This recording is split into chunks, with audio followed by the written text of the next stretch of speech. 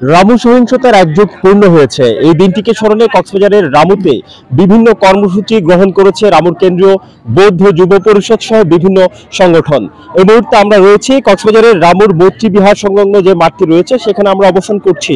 এখানে আমরা দেখতে পাচ্ছি বৌদ্ধ সম্প্রদায়ের বিভিন্ন শ্রেণী পেশার মানুষ মানববন্ধনের আয়োজন করেছে এবং এই মানববন্ধন থেকে 2012 সালের 29 সেপ্টেম্বর গভীর রাতে পবিত্র কোরআন শরীফ অবমাননাকে কেন্দ্র করে অবমাননার অভিযোগ তুলে যে সকল দুর্বৃত্তরা রামুর বৌদ্ধ বিহারে এবং বসত বাড়িতে হামলা চালিয়েছিলেন সে সকল দুর্বৃত্তদের সুষ্ঠু বিচার দাবি করছেন।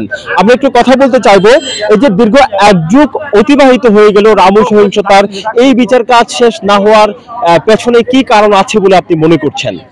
ধন্যবাদ। আসলে 2012 সালে আওয়ামী লীগ সরকারের আমলে এই নৃশংস হামলাটি হয়েছিল রামুতে এবং একটি অসাম্প্রদায়িক একটা জায়গায় একটা সাম্প্রদায়িকতার বিষয়বাষ্প ছড়িয়ে দেওয়া হয়েছিল এবং এখানে আমরা অবশ্যই এই তৎকালীন সরকারকে আমরা এই দায়ভার দেব এবং তাদেরকে এই দায়ভার নিতে হবে এবং স্থানীয় অনেক মানুষ জড়িত ছিল, সরকারের দলের অনেক মানুষ জড়িত ছিল এবং সবগুলো দলের অনেক মানুষ জড়িত ছিল। তো তাদেরকে আমরা বিচারের আওতায় গভর্নমেন্ট আসলে ওই সময় খুব বেশি আন্তরিকতা দেখায়নি, কারণ তারা আসলে যে সংখ্যা গরিষ্ঠের যে রাজনীতি তারা আসলে ওই রাজনীতিটাই করতে চেয়েছে এবং ভোটের রাজনীতিটাই করতে। এখন তো নতুন সরকার এসছে, এখন বিচারের প্রত্যাশা কতটুকু করছেন? আমরা অবশ্যই বিচারের প্রত্যাশা করি। আজকে বা কালকে এই বিচার তো অবশ্যই করতে হবে এবং রাষ্ট্রকে এই বিচারের দায়ভার অবশ্যই নিতে হবে।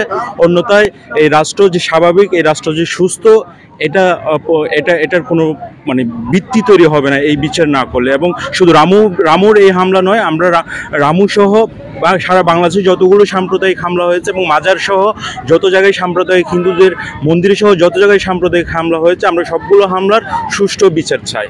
ধন্যবাদ। রামু হামলা এবং সব ধরনের হামলা, নির্যাতনের, সংখ্যালঘুদের উপর নির্যাতনের বিচার দাবি এই মানববন্ধন সমাবেশ থেকে এখানকার স্থানীয় বৌদ্ধ সম্প্রদায়ের লোকজন করছেন। জানিয়ে রাখতে চাই 29 সেপ্টেম্বর বৌদ্ধবিহারে রামুর বৌদ্ধবিহারে হামলার পর উখিয়ার বৌদ্ধবিহারে হামলা হয়েছে এবং পরবর্তীতে পটিয়াতেও হামলা হয়েছে। রামু হামলার ঘটনায় 19টি মামলা দায়ের করা হয়। পরবর্তীতে বাদীর সম্মতিতে একটি মামলা আপোষ নিষ্পত্তি করা হলেও পুলিশ বাদী হয়ে যে 18টি মামলা দায়ের করেছে এই মামলাগুলোতে তদন্ত কার্যক্রমে ত্রুটি এবং সাক্ষ্য প্রদান না করায় বৌদ্ধ সম্প্রদায়ের লোকজন এগুলো বিচার কার্যক্রম থমকে আছে বলে দাবি করছেন এই মামলাগুলোর সংশ্লিষ্ট কর্তা ব্যক্তিরা। কক্সবাজারের রামুর থেকে এটুকু ছিল এখানকার সবশেষ পরিস্থিতি।